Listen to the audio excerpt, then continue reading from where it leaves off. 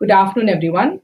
Welcome again to Facebook Live, the Kids Health Talk series from MGM Children's, the Department of Pediatrics and Neonatology at MGM Healthcare, Chennai. Every Wednesday, we'd like to try to bring to you topics that parents will find useful from our pediatricians and pediatric super specialists at MGM Healthcare, Chennai. Today, I'd like to welcome again Dr. Venkateshwaran R. Dr. Venkateshwaran is our consulting child psychiatrist. With over 11 years of experience, Dr. Venkateshwaran brings us a talk on how to help your child deal with the stress of examinations, pointers for parents. As parents and pediatricians, and definitely often psychiatrists know, this is the exam time where children find more and more that they face a lot more stress when examinations are around the corner. The stress comes from, of course, themselves, school, families, and everybody around them. I think we are all contributing factors. So, how is it that we can help children manage this stress? So, welcome again, Dr. Venkateshwaran. Really good to have you here to speak to our parents about how to help our children manage the stress of examinations. Dear audience, if you have any questions, please post it in the Facebook chat box and we will try to answer them. I hope you found these talks useful so far. And if you think these talks are useful, please pass on this information to friends and family who may find them useful too. Over to Dr. Venkateshwaran. Sure. Thank you, ma'am. Thank you. Hello, everyone. Good afternoon. So, this is a time of exams. So, we'll see one of the important topics like how to beat the exam stress. Okay. So, every one of us would have gone through exam stress. For example, being a doctor, I have gone through exam stress for so long. Okay, for 10 years we keep studying and we had one or other exams. So, we know what is exam stress. Okay. So, for many kids, like exam is kind of not a stressful affair. But for some children, like they go through a lot, and it takes a significant emotional toll on them. Okay, so how to help them? How to help the parents, like who are raising these kids who go through the exam stress? Okay. So this is a simple topic, but it is a very um, tough to approach because we can easily say like the implementation is going to be very difficult from the parents' perspective and the child's perspective as well. Okay, so I will brief for 15-20 minutes. I'll tell about the basics. Then probably we'll go to the questions to answer specific concerns regarding to exams and preparation, coping, etc., etc. So for any problem, like I feel the two things are important. One is attitude. The second is action. Okay. So attitude with which we approach the problem, and are we prepared for the problem? Okay. If these two things are good, our attitude is good towards a problem. Towards solving the problem, and if you are well prepared, probably the stress level will be much lesser. Okay. So the attitude in terms of parents and children, almost there will be lots of overlap in the attitude domain. So what is this attitude? Okay, there are few points in the attitude. Okay, attitude towards examination. Okay, so the first thing, the important thing I like to stress is focusing too much on the performance. Focusing too much on the result, not the performance. Okay, so they worry about a result a lot. What if I fail? What if I don't score? What if like I score a very poor mark? Okay, so these are the common mistakes everybody will do. I have done this way back. Okay, worrying too much about the result, not focusing on the performance. I quote the famous one of the famous religious preacher who used to say, if you want to grow a mango tree, get good mangoes. So what do you focus? You focus on soil, you focus on fertilizer, you focus on watering the plant, you focus on like how well like you are preventing the field from insects, etc. But we keep thinking about mangoes always. Mango will be round, mango will be yellow, mango will be good or bad. You are not going to get good mangoes. Rather, you focus on these aspects, your mango yield will be much better. Okay, so always focus on performance. Always focus on whether how much hard work I have to do. Okay, how much breaks I can take, like what I'm going to do today rather than some result which is going to come sometimes later. Okay, so this mistake if you could avoid, then probably the exam stress will reduce in a significant way. Parents, like they also like without them knowing, they insist about result. Like if you don't get this mark, you won't get the admission in this college. You won't get admission in. You won't get the this particular group. You won't get the same school. You won't be retained in the same school. All these things are basically result focused advice from the parents. Okay, for example, I'll tell you like. Previously, being a doctor itself guarantee you success.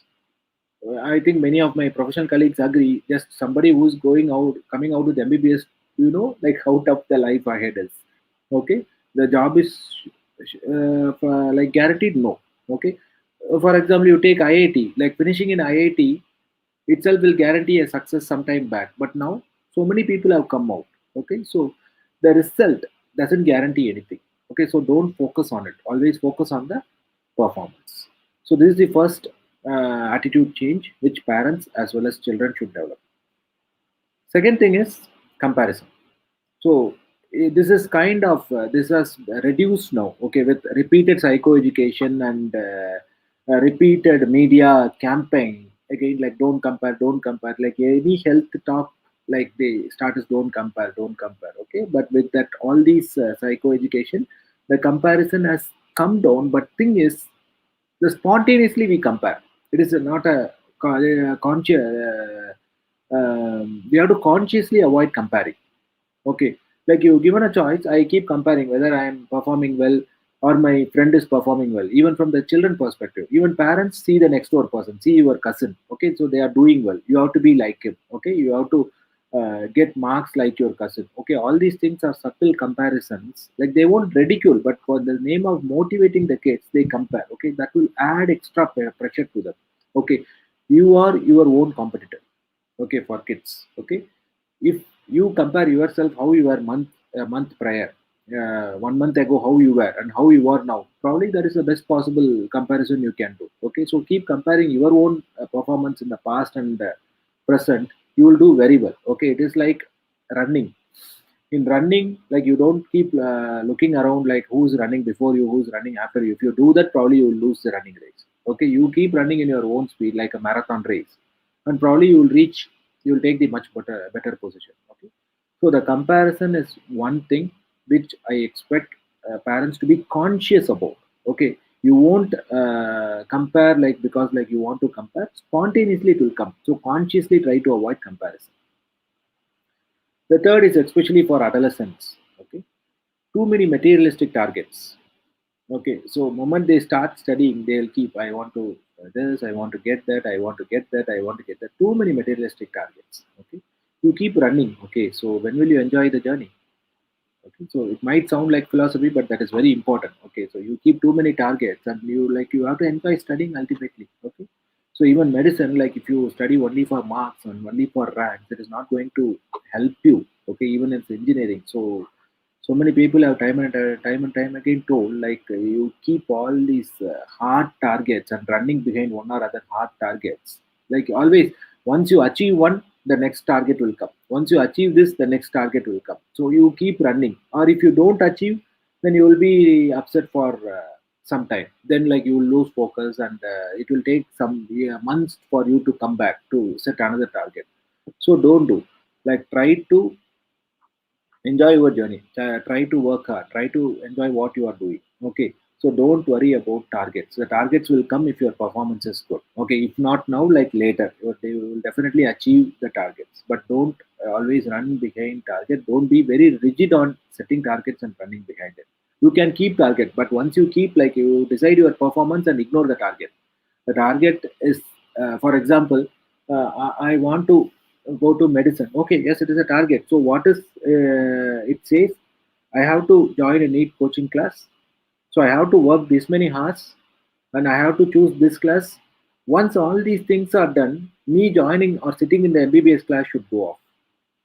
Okay, because sometimes it give you pleasure and you will be very happy, and sometimes it give you so much anxiety, like it is not going to help you. Okay, so the target can be there to decide your performance. Once your performance is set, probably you forget about the target. You keep performing and see where it takes you. So overall about the attitude, let me give my best and leave the rest. Okay, so if you are if you believe in God, leave the rest to God. If you believe in anything, like you leave the rest, because that rest is not in our hand. Okay, only let me give my best. That is in our hand. Okay, so just focus on this. Another specifically for parents, like parental attitude. Two other mistake is undoing their regrets. Like they must have regretted of doing some not doing something. Okay, so they say like I have not studied, so you should do it. Okay, if you do it, then you are unnecessarily adding pressure over kids' head. Okay, so this is not at all going to help you. Please consciously avoid doing this.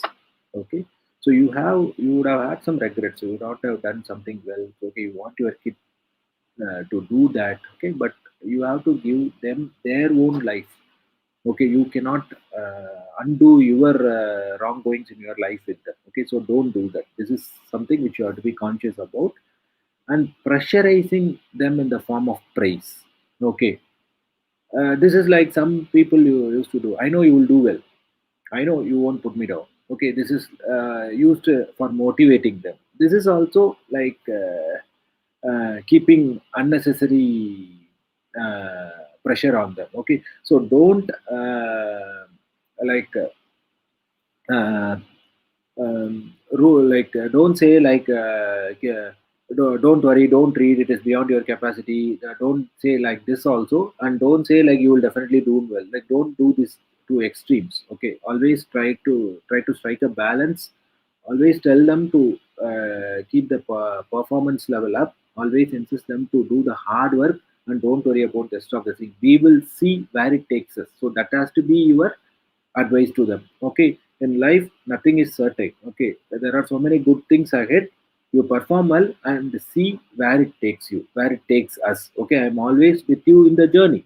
Okay, so this is how they should support, rather than either demotivating them. Think like you won't get it, then why should I study? Okay, or I know you will do well. This is worse. Okay, even if you say like you won't get it, like they will be very angry and they will kind of try to perform, but don't do it. But telling them like definitely you won't disappoint me, I know, like I have high hopes on you, etc., etc., this is going to put unnecessary pressure on them. Okay, it results in unnecessary deleterious uh, consequences. So this is about parental attitude. So attitude, to summarize, always insist on performance. Don't talk about result too much when you are during exams or before exams. Action. So the second thing is action. So action, it is mainly for the children, especially for adolescent who takes 10th plus 2 those exams. Okay, so ideally this seminar should be in the beginning of the year, so that you can plan whole year to study in a right way.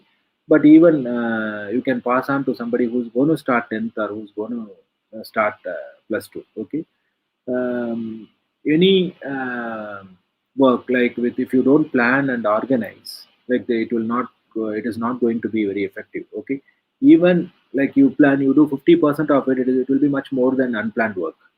Okay, you have planned, you have made a timetable, and you finish 50% of it, it will be at the end of the day, if you see, it will be much more than what you do unplanned. Okay, so definitely like divide your portions into monthly, weekly, and what I have to do for today, and write it down. Okay, don't just do the mental planning. Okay, okay, I'll keep in mind. If I write, I'm accountable. My mom will come and ask like why you didn't finish your plan, etc., etc. So may I write it, do it in a planner, and keep it. Okay, even if you don't finish, always you can keep revising. Nothing wrong in that. Every one of us have failed in our planning.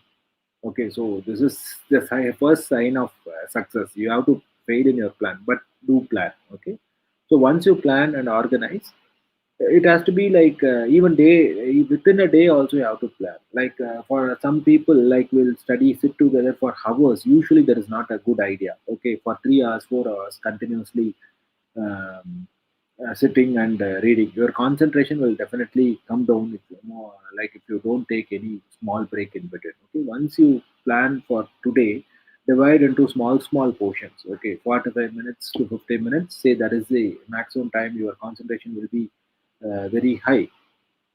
After that, take a small break in the sense, some kids will take for 50 minutes of studies and 50 minutes of break, or 2 hours of break. So this won't help you. Okay, so then you will become very panic and start worrying. Okay, keep a bigger break in the end. For example, 3 4 hours you complete, you take 1 or 2 hour break. Also, it is also fine, but take small breaks at the end of 50 minutes. Okay, say 5 minutes or max 10 minutes.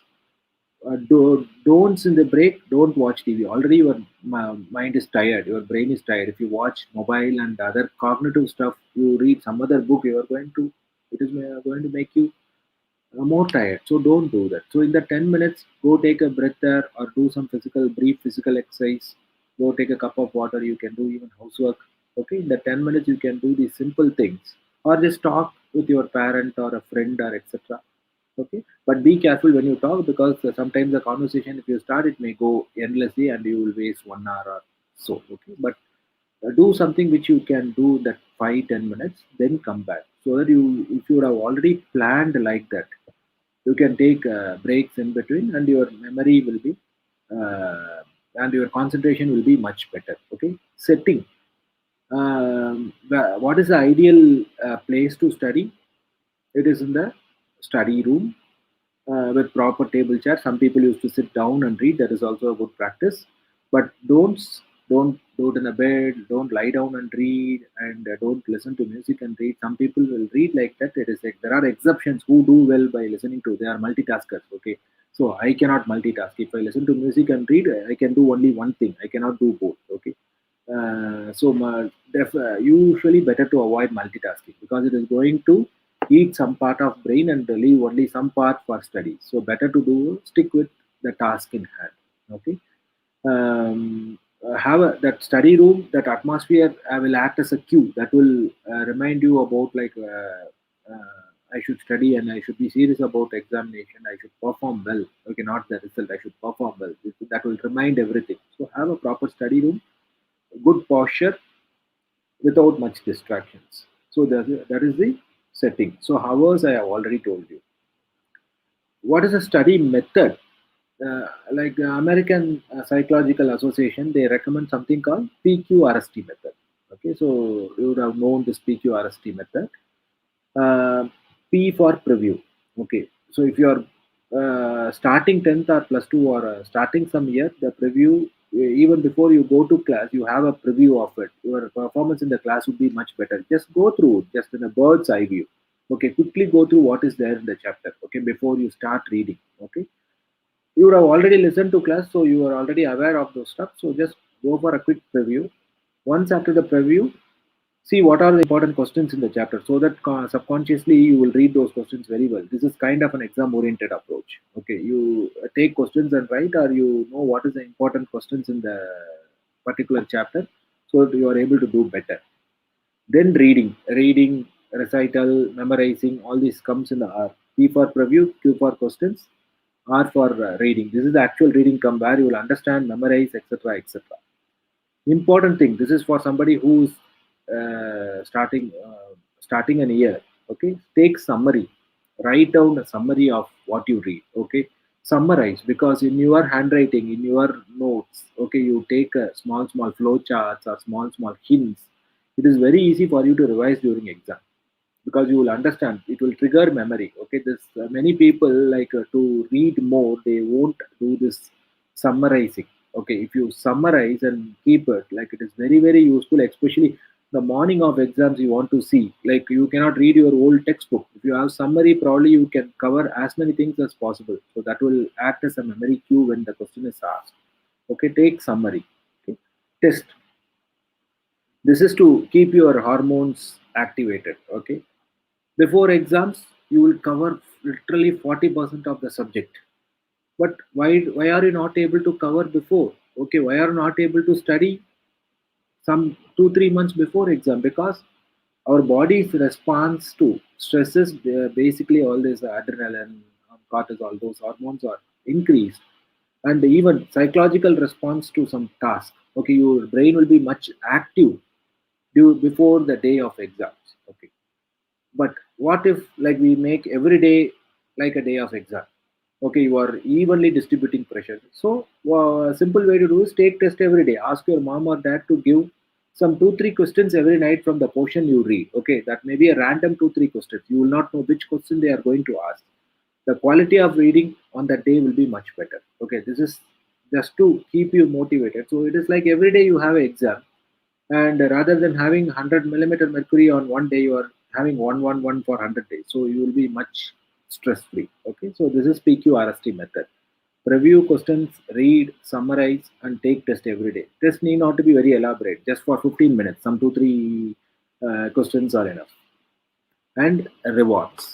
So nothing will function without rewards. You go for work because you are paid and you are appreciated. You go to school because you get some rewarding things there. You talk with friends, you play, teacher appreciates you. Okay, so you get to stay away from your parents like who's always nagging. So that is everything is rewarding. Okay, so you keep small rewards. Okay, I complete this uh, many chapters. I get to watch a series. Okay, I complete these many things. I just go out and have uh, something which I like. I go to the shop in the corner and I have something. I get to play my guitar. So keep these small rewards. Don't keep bigger rewards so that I will watch a movie. I'll go out to theater. I'll go to mall. So don't keep all these bigger rewards, especially during the time of exam, because you waste half a day in the reward, then probably you will get panic in the next day. Okay, so keep small rewards which will keep you motivated, but have a list of whatever you like to do or whatever you are doing in the day, and separate all the academic tasks and other entertainment related tasks. When you keep all these entertainment related tasks as a reward and do only when you finish that particular target, no need for others to set you this target. The children themselves can have these rewards, so that nobody is there to monitor. You are the boss. Okay, so you keep the rewards and work towards it. Okay, so this is about action. Okay, so you have a right attitude and you plan accordingly, you organize and try to break your day and read in the proper method and have small rewards. Okay, this is about attitude and action. The concepts which the parents should introduce, so it is like a vaccination. Okay, one thing is delaying gratification. This is a concept like where I expect every parent to talk with their children. Okay, so our brain, okay, naturally is tuned to pick up immediate gratification. Okay, so you have on one end your academics, even though you are a high performing individual, like you are expected to do state first. This is a long term reward. On one side there is a snack and a TV and some good movie is going on, your brain has natural tendency to pick the immediate reinforcement. Okay, here you are not delaying the gratification. Okay, so our brain generally has tendency to pick immediate reinforcement because our brain is wired in that way. Okay, so in talk with the kid about delaying gratification, just postpone. Okay, if you feel like watching a movie, 15 minutes, postpone it. Try to read. Okay, or don't do anything, just 15 minutes, postpone it. Okay, so that will, you will definitely, you won't feel like definitely doing that, watching the movie or whatever it is. Okay, so this is especially like we to take these concepts from addiction. Okay, addiction, if they feel like taking alcohol, what they will say, wait for 15 minutes, either eat or drink lots of water, wait for 15 minutes, that urge will pass by, then go on to your routine. Like that, there is urge to pick up immediate gratification. So consciously avoid immediate gratification. If you see, you would have planned well, but if you see all these gratifications will come in between, you would have done so many gratifying things where the performance will be very poor. So this is a common problem. Okay, there are some kids who has more tendency to pick up immediate gratification. For those kids, you sit with them, talk about this concept, tell them it is not their fault. but their brain has this tendency, if they are consciously uh, avoid that, then their performance will improve to a great extent. What will help for this? All this mindfulness meditation can help to delay the gratification. Okay, you are calm and you are able to think. Okay, so that if you practice that mindfulness meditation, nothing, very simple. You focus on breathing and sit in a quiet place 15 to 20 minutes per day. Breathe in, breathe out, breathe in, breathe out slowly. Focus on your breathing. There will be distractions. Acknowledge the distractions. Come back. Focus on your breathing. Focus on your breathing. Okay, so that will give you so much calmness. Okay, there are so many evidence to say this mindfulness meditation. You can Google it and see. It will help you to calm, decide in a less impulsive way, and try to delay gratification. Okay, so this is one simple technique you can practice, but you should introduce this concept so that they will be empowered when they feel like doing something which is very rewarding, ignoring all their studies. The second thing is emotional intelligence. The emotional intelligence is very important because the exam is a state of all emotions running high, and the kid is also anxious, the parents are also anxious, and it is a highly competitive environment, so they are very worried. Like people will call and say my kid has finished this, so the mother's bp will be skyrocketing. So better to avoid those things, but no other go. You are in a place like where you are connected. It is like our, with all these social network and connectivity. It is like, I feel like we are living in a glass houses where you can see everywhere. Okay, it is the entire city is visible. What others do, okay, it is completely visible. Completed my 10 chapters in physics. This will be some kids Instagram post. So some 10 people, parents BP and kids BP will be short up. So try to consciously avoid those things and work on your emotional intelligence. Okay. So emotional intelligence, first thing is self-awareness and self-motivation. Okay. Self-awareness is basically what I want to become, whether I am doing that or not. So this is a constant question every child has to keep asking to themselves. Okay, if you create this self awareness and self motivation, no need for the parents to nag them. No need for them to keep telling them what they should do. Okay, so spend your effort in improving self awareness rather than micromanaging their day routine. Okay, do this, do this, do that, do that. Okay, this is not going to help them. Okay, but if you improve their self awareness by working on these aspects, they themselves will be able to manage, which will give a much better output. Okay, self awareness is basically the discrepancy between what we want to become and what we are doing. Okay, and self motivation, like basically here you have to tell about stories like famous personalities, etc., how they work hard. Okay, because when we talk about Tendulkar, like people will easily think about how many cars he have, how big his house is, and how much money he has. He's a Rajya Sabha MP. Nothing came without any without any cost. Okay, so it came because of sheer hard work.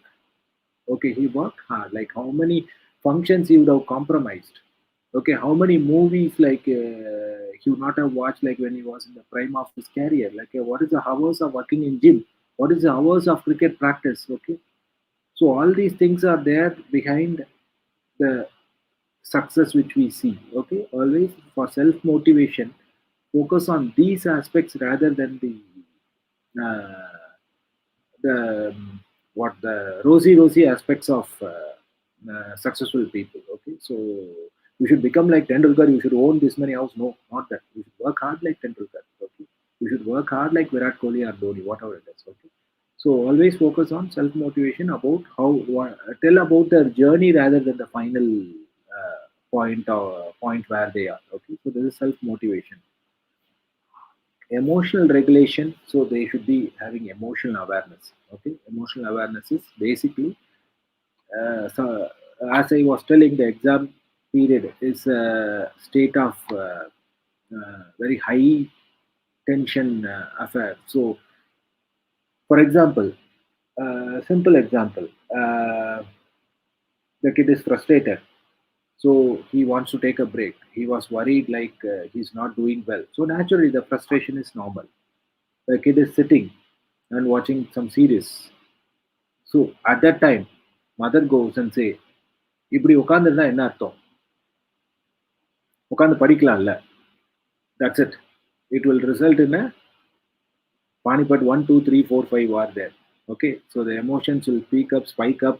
I'm doing so many things for you. Your father is doing so many things, this, that, and the kid will say like, see, other parents, you are not doing anything. You are simply boasting yourself, etc., etc. After all these conversation, both of them will be in a very foul mood, and 2 days is gone. Instead of you just leave the kid as such, and once a kid is better, probably at the time you can go and say like you are doing well, you are putting a good effort, but like there are too many gaps in between. If you could address it, that you will do much better. Okay, so let us focus on what it is now rather than the result. This is where my attitude comes. Okay, why the kid is worried? To worry about like I'm not doing well and I may perform very poorly. So the attitude itself, you try to change the attitude, but not when the kid is frustrated. Okay, so if you do that, if you point it out, definitely things are going to spike up and you keep wasting more days. For example, 30 days, if you have good 25 days, then it is successful completion of that month.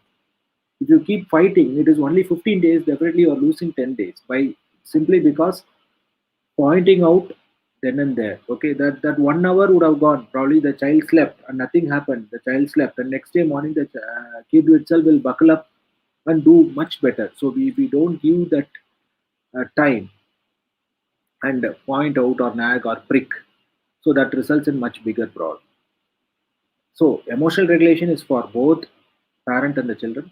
You should like be aware of your emotions. If you are angry, if you are anxious, try to be aware. It is like seeing traffic from the flight. Okay, so when you are in the traffic, you will be confused. Okay, you will be tense. Okay, you see traffic from the flight, traffic from the distance. Probably it looks very beautiful. That is how you should start seeing your emotions. Okay, okay, I'm angry. Okay, let me refrain from talking, let me move away politely, let me move away. Okay, okay, I'm anxious, so don't affect my anxiety to reach the kid. Okay, I'm anxious because of xyz factor. Okay, so let it not affect the kid. Okay, so if you are anxious, move away, wait, calm down, address it later. Okay, so this is the best way to deal with your anger, anxiety. If you are depressed, probably involve an activating procedure. Physical exercise is the best activating procedure. If you are depressed, like if you are dull, you have not completed your syllabus. Okay, probably quick fire skipping, 50 skipping, 70 skipping, so that will give you that energy, and at least you'll be happy. Okay, I have done something very well. Okay, so let me start studying. Your concentration will also be up, your mood will be up. Then if you study at that time, you will do much better. Okay, so this emotional regulation is very important. Before emotional regulation, you have to be aware of your emotion and regulate it. But the communication, I was already told you when to communicate, a parent should know. Okay, at the same time, you should also teach the children like how to communicate. Okay, so because the parents are also equally going through a tough time. It is not that only kid is going through tough time. Okay, teach them that they are also anxious about what is going on, and if you like, if they have something, probably they can communicate in a much better way. But this is very important for parents, so don't then and there you prick them, like don't point out, like don't be very critical. You take time to tell them, they will do much better. Okay, so this is a summary I want to give. So shall we go to the questions now? Like any questions?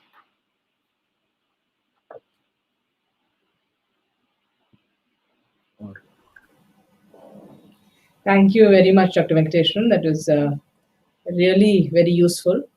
I think this is also a talk that adolescents themselves can watch, and definitely all of us. So I have a few questions, quite a few actually. Um, Let me ask them.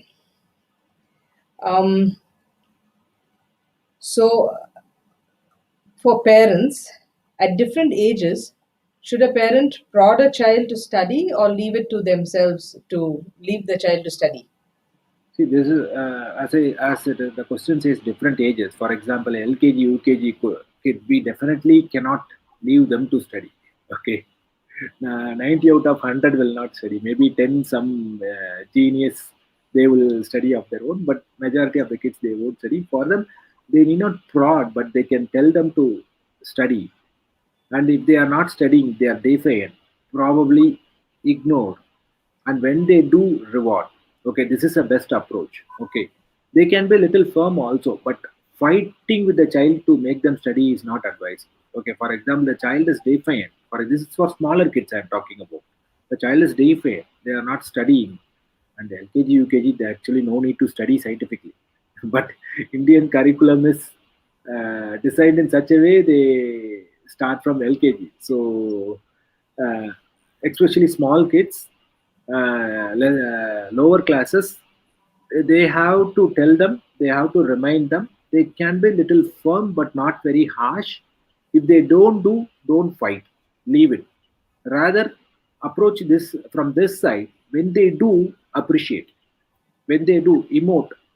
Convert emotions into token. Convert token into gifts. For example, I'm very happy, like you are doing well. This is so nice of you. This is emotion. Then convert, because I'm very happy, I'm giving you a star. And convert some 10 stars into some small gift. This is for small children. You are here, you are increasing motivation, which is a pivotal skill. Once you increase motivation, next time they themselves will do. But here, one compromise you have to undergo is you have to be patient. That particular exam is not our target. We are targeting the character building. So whether you want to build the character and just compromise one or two exams, or focus on one or two exams and compromise on the character, this is the question we are facing. But better to build the character so that they will have that motivation to study. Okay. High, yeah, older kids and adolescents, definitely we should not.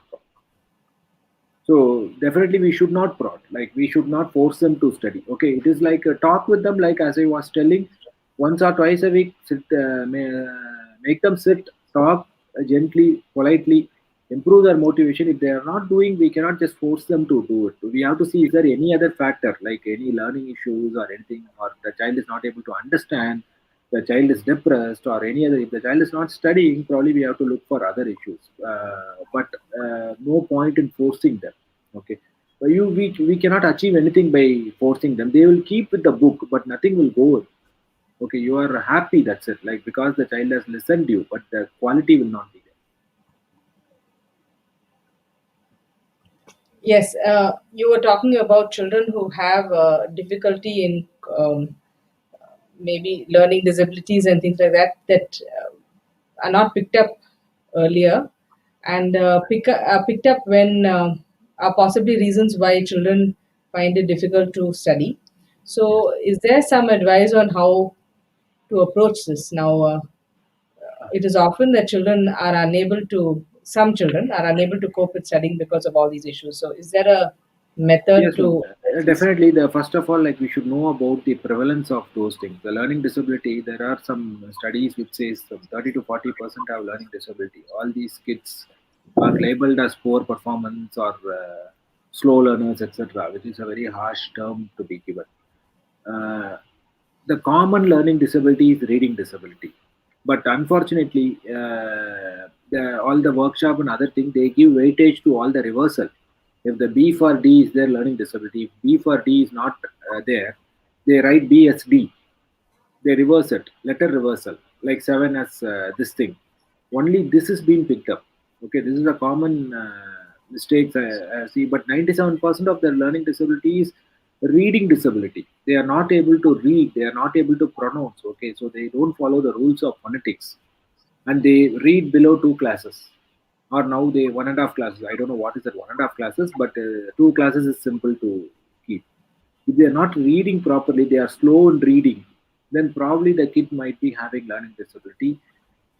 Unless it is a first generation school goer, like not much stimulation is happening in school and home, like where they put in tuition, the child will improve. But even with all these things, the child has ample opportunity to be taught properly, but still the child has difficulty in reading, then probably we are dealing with learning disability and it needs professional help. And the ADHD, sometimes the hyperactivity is reassured so much. Okay, If the child is hyperactive in a mall, it is fine. If the child is hyperactive in a park, that is fine. Okay, but if the child is hyperactive in the school, then it is not fine. Okay, so we cannot reassure some hyperactivity in the school. If the child is not paying attention in the class, then it is not fine. Okay, in the home it is fine. Still, it is fine. Okay, but if the class teacher says the child is not listening, daydreaming, and not in the class, and has some academic difficulty, then probably that needs professional help. We cannot keep reassuring everything. Okay, if in the mall the child is jumping, running, yes, it is okay. It may be the active child, okay, but where he is supposed to sit, where he is supposed to focus, there the child is not able to focus. Probably that is the best way. Here, I expect teachers to be vigilant and look for kids with some difficulty, because these kids with treatment they do very well. So it is like a slow learner to a top performer. If you just correct this attention issues, they will perform very well. So here we are missing a big window. So those has to be recognized. Um, so when children, so this kind of thing requires when this are suspected, professional help is always Yes, best, isn't it? yes, yes. Ma'am. If there is Yeah. a doubt, like better to take professional help. We can easily screen. Yes. So many good screening and instruments has come. We can easily screen, and the treatment is also like if there is learning disability, it is remedial training where they improve basics, and they do well. But this should be done early rather than like by 10 years, 11 years, the brain would have already formed. They learn only in this way, which is a difficult way. So, very difficult to change after that. So, intervene very early so that they are moldable. Do you find sometimes it's the difficulty is because parents and families also find it difficult to accept that their child has got an issue with learning? 100%, like the acceptance is a problem, but nowadays it is better. Even there are nowadays I am surprised to see many parents, even though the school doesn't tell them anything, they bring them. Like he is finding it difficult to read picture பார்த்து சொல்றான், but வந்து he is not able to read the word. Okay, that is also a common mistake. He sees from the picture and his intelligence is good, so he sees the picture and say, or he is reading from the memory. So he see the word as a picture. Okay, intelligence means like he will have a photographic memory. But these kids, when they go to higher classes, when they are supposed to read a passage, will find it very difficult. So the acceptance is a factor. Sometimes the school points out and they say, நான் அந்த காலத்துல அப்படிதான் படிச்சேன், நான் வாங்கிட்டேங்கிற மாதிரி they normalize. Yes, in those days, for a post office work, like the number of applicants is maybe in thousands. Now it is in lakhs. So the competition is becoming bigger. So you have to address whatever deficits. Okay, you cannot just send the child to battle unarmed. Okay, so that is what is happening. So don't treat or help them, and you expect them to perform. It is like not a healthy trend. So, So you had talked to us about structure of studying, an environment of studying. That's really very useful because it's surprising how much all of that really helps. So I want to ask you about two more things with relation to that, about sleep and studying, and children who are studying. How much sleep should a child normally get? Because it is often that children study late or get up very early in their intent to study, but sacrificing a lot of their sleep. The other thing is exercise during the time of studying. yes, sir. Important things. Sleep during the exams and the routine sleep is two different things. Okay, during the exam, the day before exam, we expect at least 4 to 5 hours. Okay, if not more, it should not be less. Okay, at least 4 to 5 hours during the previous day before exam. Okay, but generally, we older children and adolescents, we expect them to sleep for 6 to 7 hours. So then only their brain will function. On one day, if you sleep for 4 hours, nothing will happen, especially older children. Okay, but totally awake through the night and going and writing the exams is not at all advisable. Okay, this is a mistake some adolescents will do. Sit through the night and go to exam. Your memory will not be all this. Memory will form during sleep. Okay, if you don't sleep, you don't allow that to happen. It is like refreshing the computer. So you will be confused. You will perform in fact poorly. Uh, Ideally, if you sleep for 6 hours, if you are confident, if you're not a, previous day reader like me, then probably you sleep for 6 hours. So if you are a slogger, like you read on the previous day, that is your time, then probably at least minimum 4 hours you have to sleep. This is about sleep, but generally 6 to 7 hours, not less than that. Children can sleep up to 10 hours. Small children can sleep up to 10 hours. So that we know. So anyway, we are not bothered about small children for exams. I hope we don't discuss someday later about discussing exams for smaller children. Okay. If we see the trend, that may also happen sometime. LKG exams, how to cope up. UKG exams, how to cope up. Hope it doesn't end up that way. The second thing is exercise. Yes, it is very important. Like even the American Psychiatric Association recently they have included exercise for treatment of mild depression. They have made a recommendation for mild. If you are regularly exercising, you are free from mild depression. Not for moderate severe. It will improve your mood through all these endorphins and other things. Okay, so definitely if your mood is better, your focus will be better, your concentration is better. Okay, so naturally exercise does a lot to neurochemicals. Moderate to high intensity exercise. Adolescent can do an high intensity exercise. 45 minutes to 1 hour per day, it will definitely help.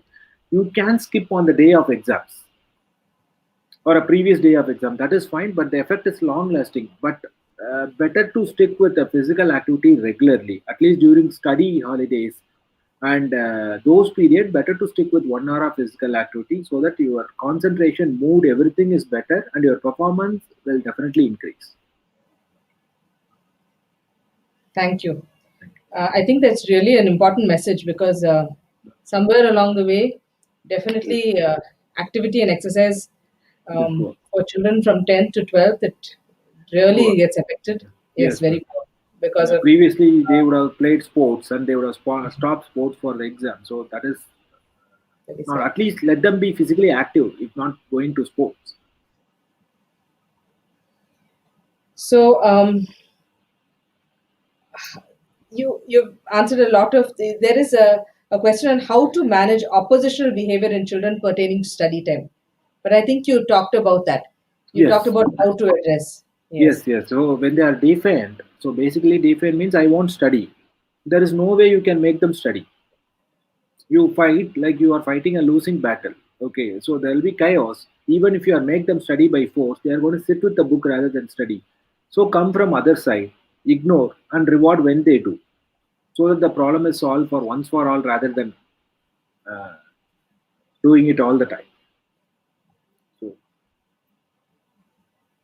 My child hates maths. He does fairly well in other subjects but fails in maths consistently. How do I motivate him to work on it to get a minimum percentage? before motivation, we have to see whether the child has dyscalculia. Hmm. Okay, whether the child has problem in numbers, steps of mathematics, science. Okay, and if there is dyscalculia, we have to go for, because that is very difficult area to work. Not many remedial trainers who work actually with maths. Okay, so we have to give them an easier paper in maths. The CBC, there is an option. They can get an easier maths paper. Okay, a simple maths paper, and send for maths tuition where they work on real basic things in maths and probably put more extra time in maths. But if there is no dyscalculia, then motivation is just talking with the child, not at the time of exam, not when the child is performing poorly. Probably take time when the child is in a listening mood. Probably make them sit and task, like every subject is important, and probably till 10th probably you should focus on maths also. After which we can decide during 10th holiday we can decide whether you are going to take maths or not. Till then every subject is important. Like you have to have a heart to heart chat with the child. If there is no dyscalculia, if it is dyscalculia, address it. Probably it needs a professional help. A lot of your conversation talks about how we need to talk to the children. I think that is a really important factor um, because many children have a lot of insight into their own Problems. understanding, Yes. isn't it? Only thing is Um, we have to recognize that they are also down and don't prick at that time. I The didn't hear only that. thing is we have to Yeah, recognize like they are also down because of these aspects. They are also upset. And if you provoke at the time, it results in chaos. that's true. So wait for the opportunity and then do. So that will always work wonders. So, my child feels inferior to his peers for being unable to perform well in academics.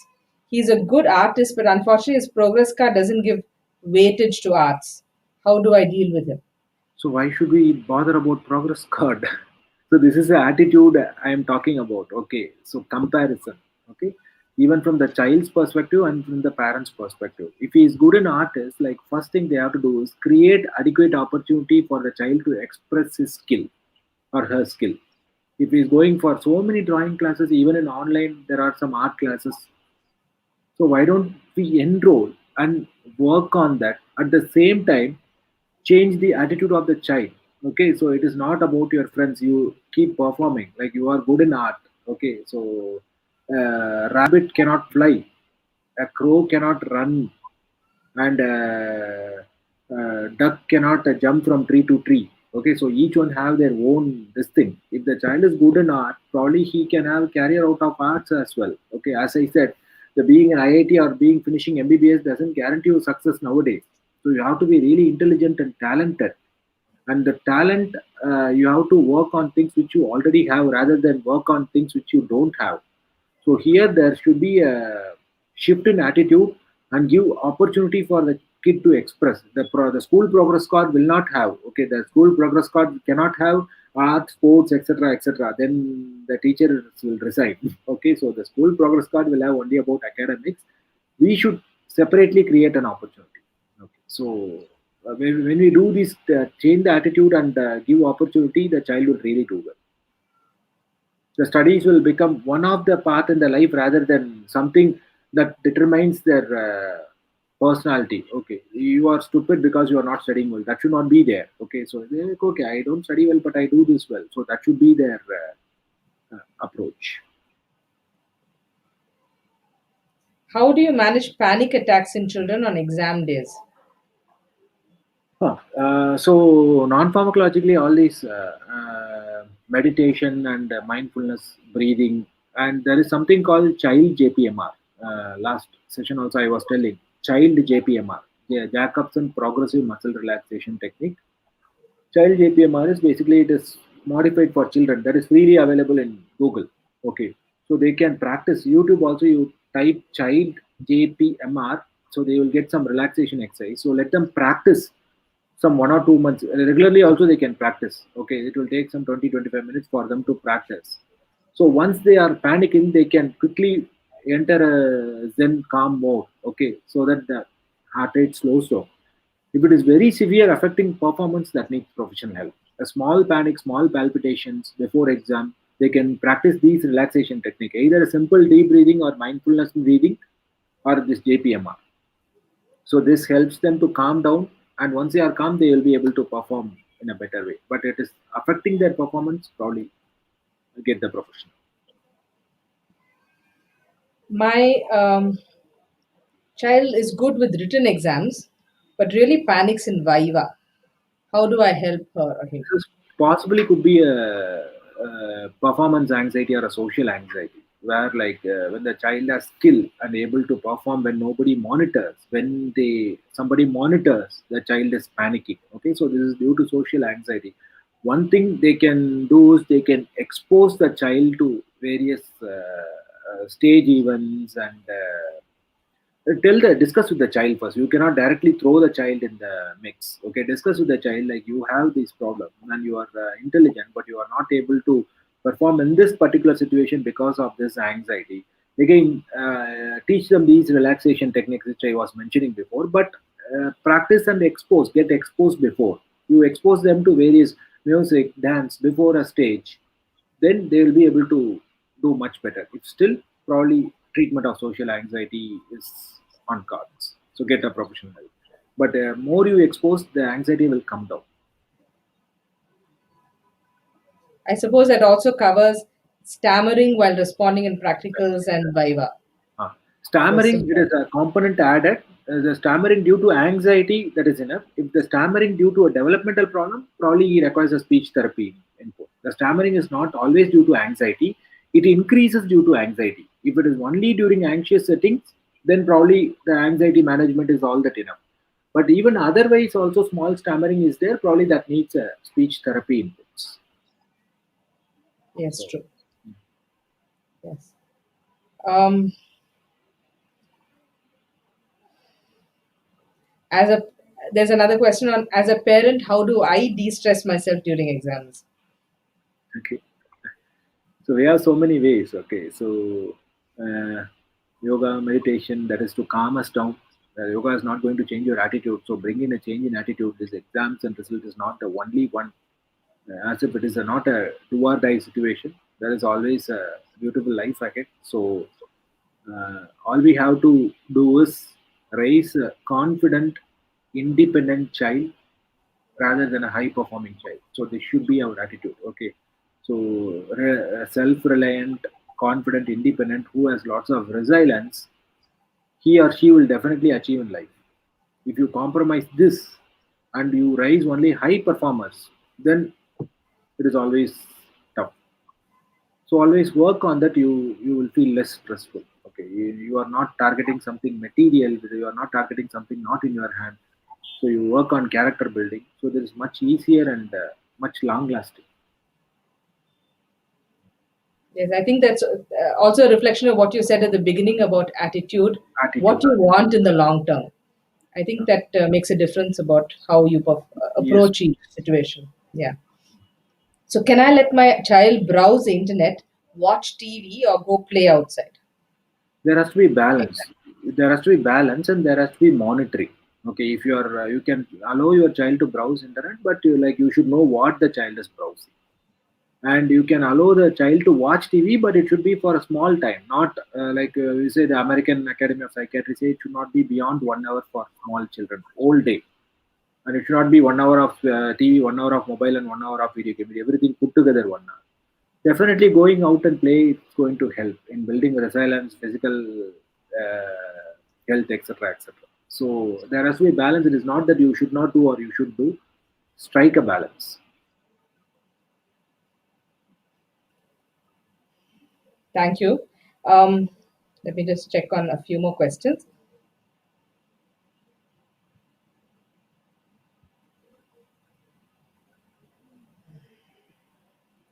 How do I talk to my child about success and failure?